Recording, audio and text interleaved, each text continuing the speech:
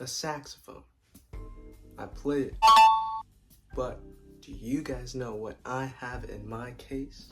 I think not. In today's video, we're going to be showing you what I have in my case. Well, right off the bat, we're going to start off with the saxophone itself. Now, this one's, I think the brand is called Olds. Yeah. And it's like decent, you know? It's not great in certain aspects, like especially the B flat. I feel like it's very wonky sometimes. Sometimes doesn't close all the way. C sharp, I would say, is also another main thing, because like I open it, but then it doesn't close all the way sometimes. Like that shouldn't happen. That should not happen. And then you got your basic stuff. But other than that, it's like good enough. It wasn't that bad in price terms, because like if you look at the other saxophones, like always cost like up to $1,000. So it was pretty good on a price aspect as well. Of course. Then you have the neck. Now the neck is like, I don't think it usually has like a big like overall impact on your playing. I've seen people who've like bought specific necks, and while like I guess you could buy it maybe because of like the way its octave key is shaped, I really kind of just like, the neck isn't really that important to me. If it has cork on it and the cork is good, then I'll keep it. This neck specifically, it has like some weird sort of, I don't know if that like the lacquer came off or something, but I mean it still plays, so it's got a couple small dents because this was a pre-owned saxophone, so I don't know what they got up to, but they definitely got up to some things. And of course, you got the mouthpiece. Now, the mouthpiece is kind of like something that it's like, it kind of definitely changes the tone of your playing. The mouthpiece I use is a Selmer C double sharp. It's kind of like more for classical, I think. I got this from a friend's dad since he used to play the saxophone, and it's been pretty good. You know, it's helped me with like certain low notes, like obviously like the B flat, and it also helped me sound, it helped with like, I guess, making it sound more classical. You can get other types of mouthpieces. I think this saxophone, like the saxophone itself, came with a specific mouthpiece. I think it was like one of those mouthpieces that they make like for, I'll just look up the word later and put it up on screen, but basically it's one of those type of saxophone mouthpieces. It's kind of different compared to like this one, since obviously this one's a bit longer.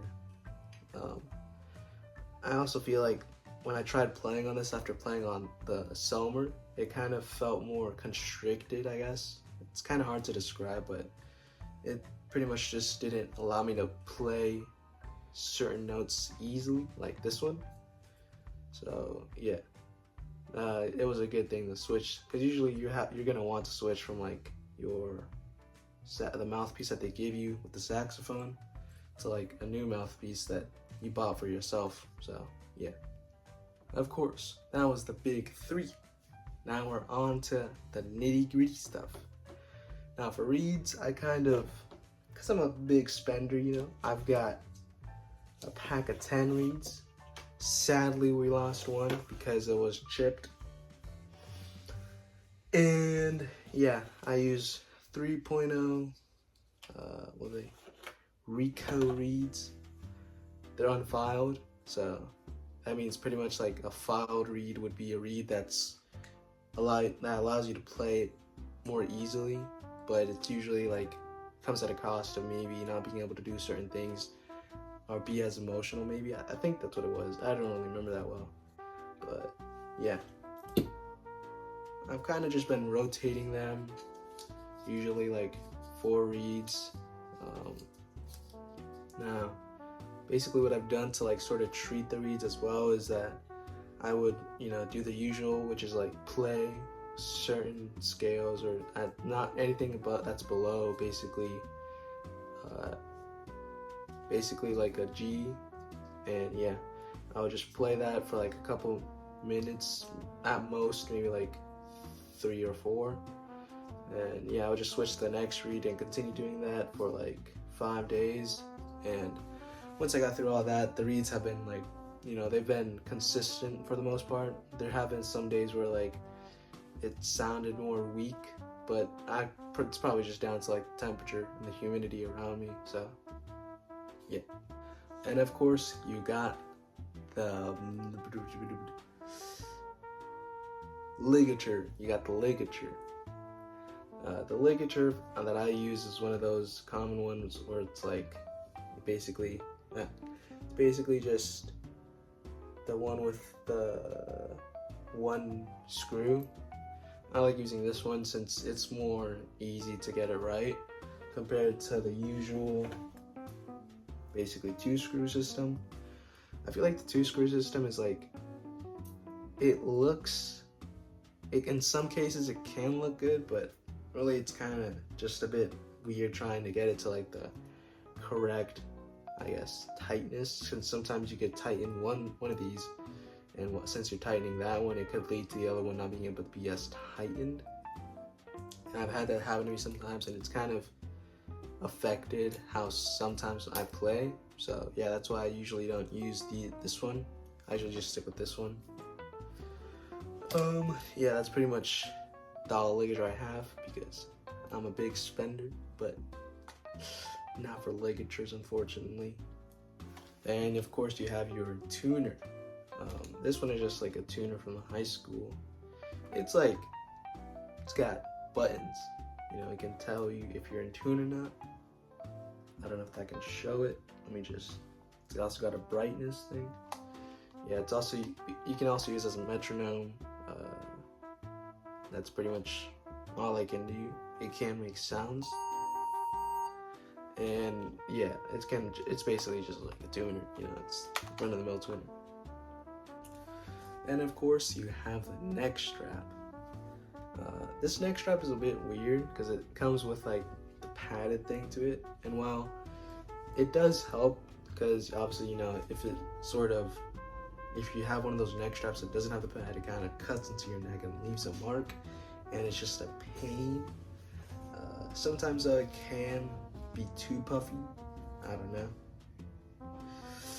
It's just like, I would want to get like one of those that has like, I'll probably just like put up a picture, but it's like basically it focuses on your shoulders rather than the actual neck, since sometimes when I play with this, it kind of causes some neck pain, I guess, if I play for too long.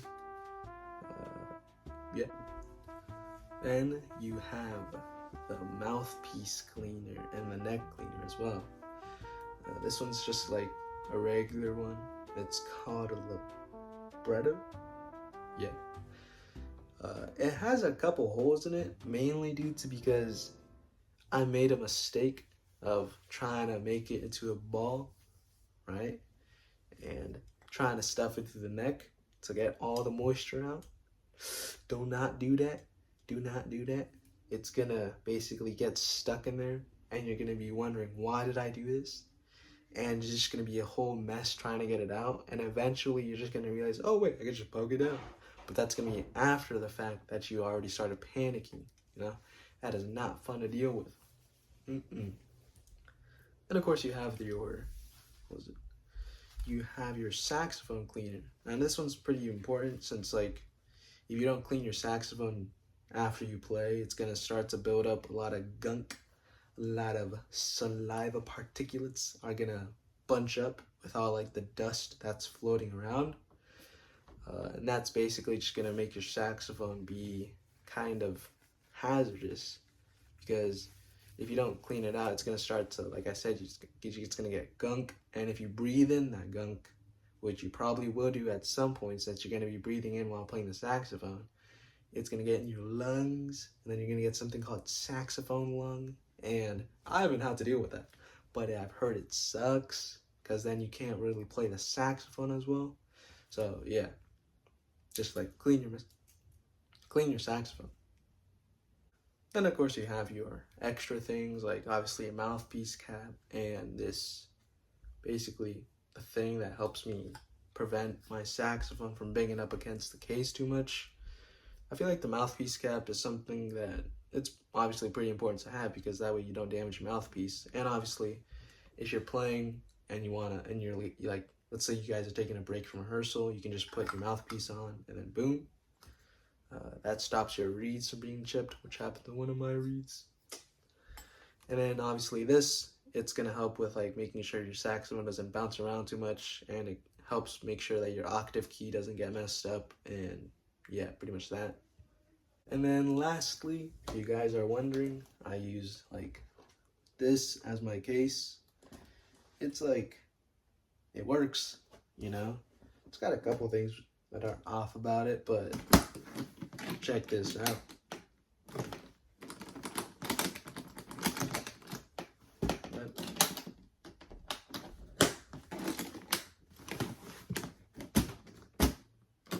Okay, hold on.